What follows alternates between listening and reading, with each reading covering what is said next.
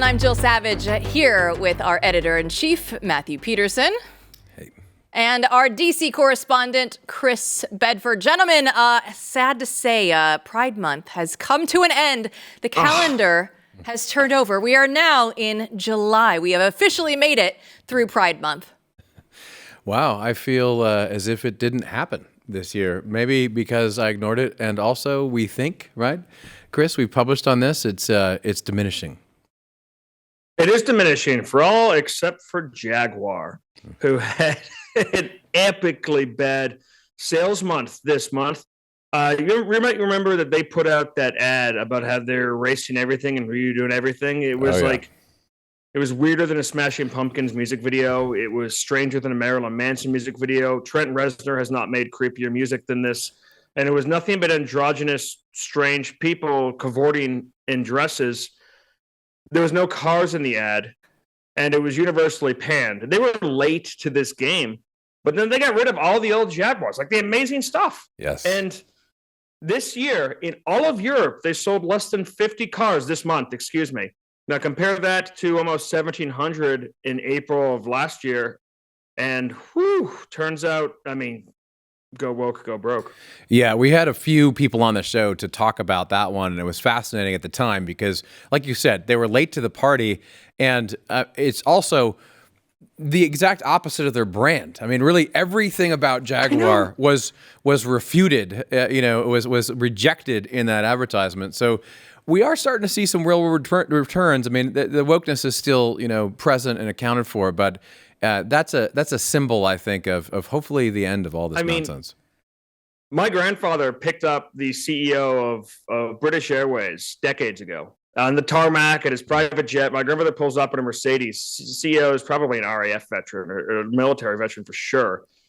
And they had a good business transaction. He dropped him off at the end. And at the end of the meeting, as he was getting out of the car, he said, do me a favor, old boy, and buy yourself a Jag. Send me the bill. Yes. Yes. I don't think you would hear that again. They used to be synonymous with British engineering, and now it's gay.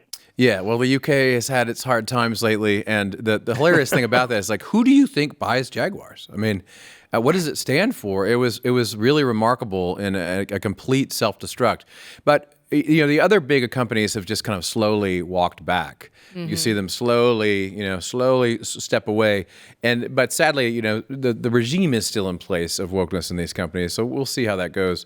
A lot more to come there, I think. Well, Elon Musk, he doesn't have a woke car company, but our favorite bromance, you guys, things are not going well. The feud between Donald Trump and Elon Musk is actually heating up. And earlier today, Donald Trump was asked if he would consider deporting Musk. Watch.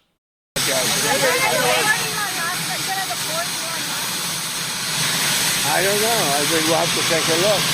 We might have to put Doge on Elon. You know what Doge is? Doge is the monster that might have to go back and eat Elon. Wouldn't that be terrible? He gets a lot of subsidies, Peter. But Elon's very upset that the EV mandate is going to be terminated. And you know what? When you look at it, not everybody wants an electric car. I don't want an electric car. I want to have maybe gasoline, maybe electric, maybe a hybrid, maybe someday a hydrogen. If you have a hydrogen car, it has one problem. It blows up, So I'm going to give that one to Peter. I'm going to let Peter test it out. All right, Elon was out on X earlier today, and he was like, you know what? Get rid of the EV mandate. I don't care, right? I know that not everybody wants this, but Matt, when we look at this, like, there's a feud going on now, right? This has raised to a level where we actually have to talk about what is going on right now with the Republican Party. Yeah, this is a really important split. Obviously, when someone spends that amount of money, anything over $10 million is significant. Never mind over $100 million on a campaign, pledges that money, richest man in the world, and also I want to get into later today the symbol that Musk stands for, right? The last American industrialist, really. That's important stuff. So this rift is real, and we want to unpack it today, and we have to unpack more rifts within the coalition because we want a big, beautiful coalition, just like everyone in the audience, and it's important that everyone understands what exactly is going on here. And I would say on the Trump ledger, I think the EV mandate is the weakest argument against Elon, because he has consistently, at least publicly, said, it's fine. That's not the big deal. There's some other stuff going on behind the scenes, I think, that we need to get into when it comes to Elon. And I know that Chris has pronounced opinions on Elon's political, knowledge. He may be weakest when it comes to politics and playing the game. Oh, yeah. I mean, the guy's a genius. The guy's brilliant. He is the last American industrialist. He's the guy in tech who's not just giving us a newer, smaller iPhone or another charger you have to replace all of your chargers with. He's the guy out there who's launching rocket ships into space and landing them back on the Earth again. It's incredibly impressive stuff. But it's hard to teach the richest man in the world, whose answers to seemingly no one and isn't even religious, a little bit of humility, a little bit of prudence. And I'm really hopeful that the political game is going to teach him some of that, because he is not the first libertarian billionaire to enter politics and become disillusioned very quickly. I was in the room in 2011 when Charles Koch said, "We're here for the long haul. We're done being in outside politics and libertarianism, where David Koch ran against Reagan and Carter in 1980 and spent hundreds of thousands of dollars and got like 1.1% of the vote. The Libertarian Party has consistently never beaten 3.3%, I think, was Gary Johnson's 2016. And that was by far a high mark by a lot. There's not really a path right now for a third party, especially right now. And this sort of frustration is not abnormal. When Charles Koch came back around and said, "We're here to remake the Republican Party into a more free market party that's more in alignment with our principles," he said specifically, "I know this is going to be a difficult time. I know it's going to take years. I know there will be setbacks. I know that there will be disappointments, but we are here for the long haul." And then within 5 years, he took his money home and left. And behind him, he left a huge amount of people who were angry. And at the end of the day, he can come back around with millions, or his institute or his foundation can come back around with millions of dollars. But people know that his name can no longer be trusted, whether it was his unreliability or openly being duplicitous. Those sort of things really matter. That's a lot of currency your reputation has in politics in a free system. So for Musk to be unreliable here, or to attack close allies because they have over disagreements so publicly, is a dangerous move politically.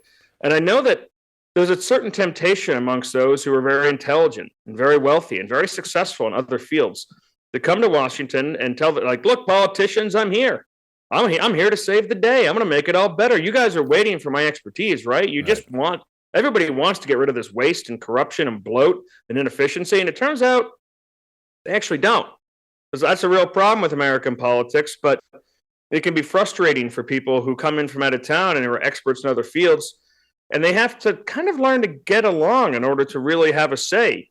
Compare that with George Soros, who's significantly less wealthy than some of these people, but has used that money over the years unrelentingly to help shape American cities into downfall, to help shape the Democratic Party into the image that he wants, to transform Western democracies in a really insidious way. And he did that just through backing financially, unrelenting pressure, and taking setbacks. There's no point where a Democratic nominee got in charge, or a Democratic governor showed up, or he just decided to take his ball home. He continued, and he made friends, and he made allies. That's why at his son's faux wedding on Long Island, there were so many members of the Democratic aristocracy there, even through a rainstorm and all of that ridiculous pomp, because they have close allies in the Democratic Party. And these are things that are built up over years, and with trust and with continued giving. You can't just come in like a whirlwind, not get your way, and go back to your room. And I still don't see a lot of animus from Donald Trump here. He's such a practiced interviewer these days that really the only way to get him to make news, and you ask him to ask him a question, is to get him to say something like, "We'll see. So you say something like, "Hey, should we catapult Nancy Pelosi into the sun? Have you thought about that?" He'll say, "Well, take a look at it." but he's not going to give you any actual news. Chris, I want to go through. Here. I want to volunteer to be George Soros level poor. That's what I want. I'll just volunteer. That's what I'm going to do. Just a baby billionaire. Yeah. Little baby billionaire. Well, let me push back a little bit, or at least defend Elon a little bit, or talk about the other side of the coin here, because on the one hand, you do have a billionaire who looks like he's taking his ball and going home. I completely agree with what Chris is saying when it comes to this libertarian edge, and starting a third party is a disastrous idea. It'd be an enormous waste of money, and it'd be a waste of Elon's time and really power and position.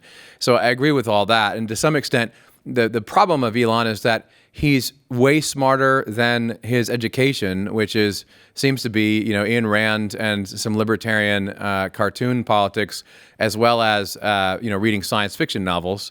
And he's much smarter than that and much more capable than that. But that pops out every so often. So I agree with you there. The problem is, though, on the other side of the coin, is that the politicos on the right need all the help they can get.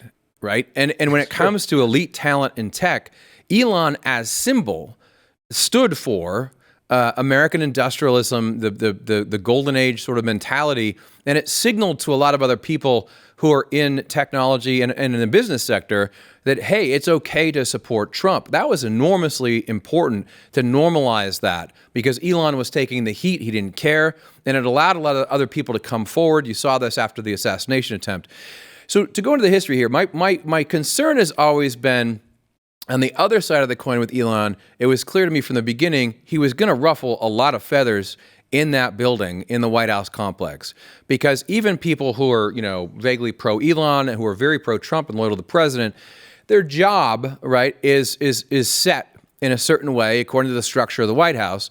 And if you got a guy banging around, right, bebopping around the White House with that much power, it's going to upset even good people, right, who are going to say, hey, wait a minute, what the hell is with this guy? And we're the experts here after all. And it's sort of a little bit of both, right? Because Doge was like this. I mean, he came in with Doge. It took enormous powers. It freaked everybody in Washington out, Republicans as well as Democrats.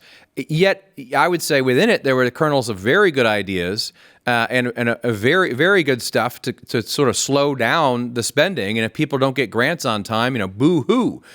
So that was the tension that you saw. And when this came into the press, there's two people, names that would come up, would be Sergio Gore, who's done an excellent job as the head of PPO and finding people who are loyal to the president.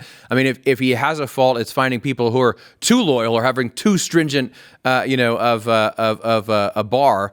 But he's generally done a great job of finding people who are loyal, which is very different than last time. But it's apparent that there was a spat between them. Elon called him a snake at one point online. And the public version of this story is that the final straw was after Elon was already slated to leave. They got rid of his choice for NASA, right? And that really pissed him off. And this was all over the press and sort of a soap opera. But it is like on Elon's side, it's like, I gave you a lot of money. You hired other former Democrats. This guy's a former Democrat. I didn't get my way. I'm upset. And so I would say, like, on the one side of the coin, okay, Elon takes his ball and goes home. On the other side, he got involved in some nasty politics within the White House, and there was tension between various people there who I think wanted him, away from the president. And so I would say what you lose by that, maybe you gain something. What you lose by that is potentially some of the efficient measures that Doge put into place, the power of Doge to actually rein in some of the spending, or at least give agency heads an eye on what money is going in and out, which they didn't really have a clear idea of coming as political appointees. And if that all goes away, that's a problem. The Washington Post on Friday just said grants.gov, where you post up the opportunities for everyone to go after grants. That used to be, you had to send everything in through Doge, and they got rid of that. And that leaves it up to the department heads to see what money is coming in and out, which they really need to see. So, that's something valuable. And you also lose a bias towards action. And this doesn't work in government. I get that, right? But the fact that there was tension there and someone pushing for new ideas and biasing towards action, even if sometimes it needed to be reined back. Cabinet meeting in March, Trump famously said, look, the agency heads are in charge of this, the funding and hiring, firing, not Doge employees.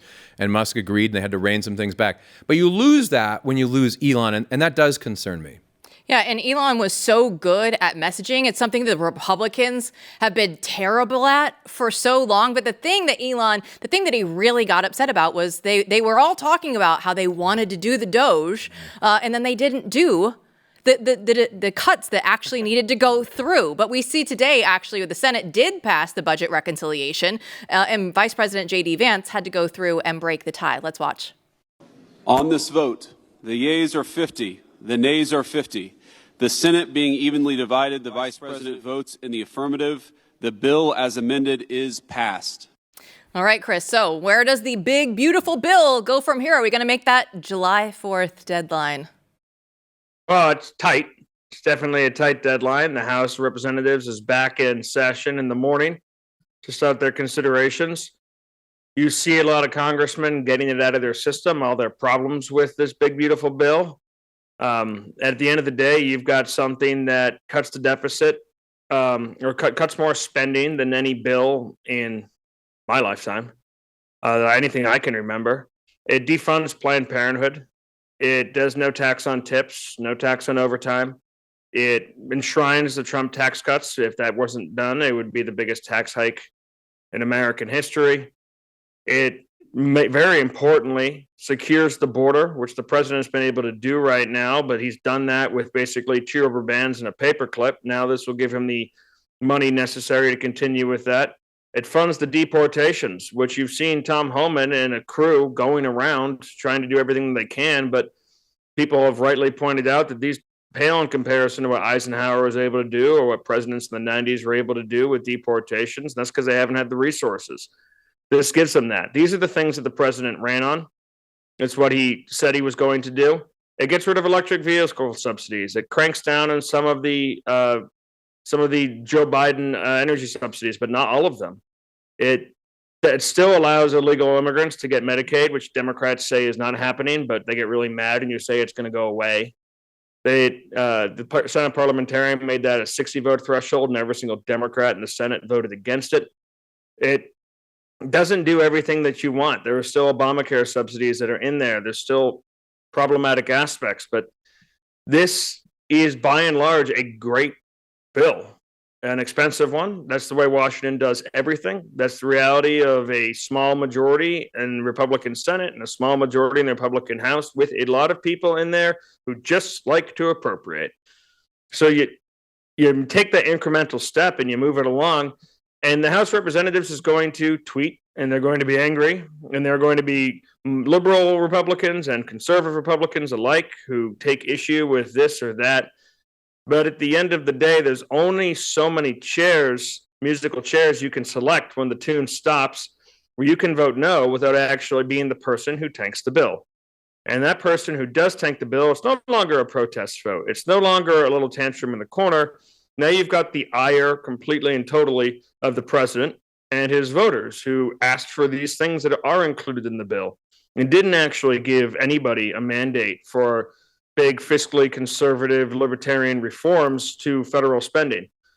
So they put themselves out on a branch in a way that's really dangerous to them. There's a couple of them who can still vote no. You're not going to get a yes from Thomas Massey. Chip Roy might be able to get a seat this time, despite voting for it the first time out of necessity. I think those protest chairs will fill up, and I think the House of Representatives will end up passing this.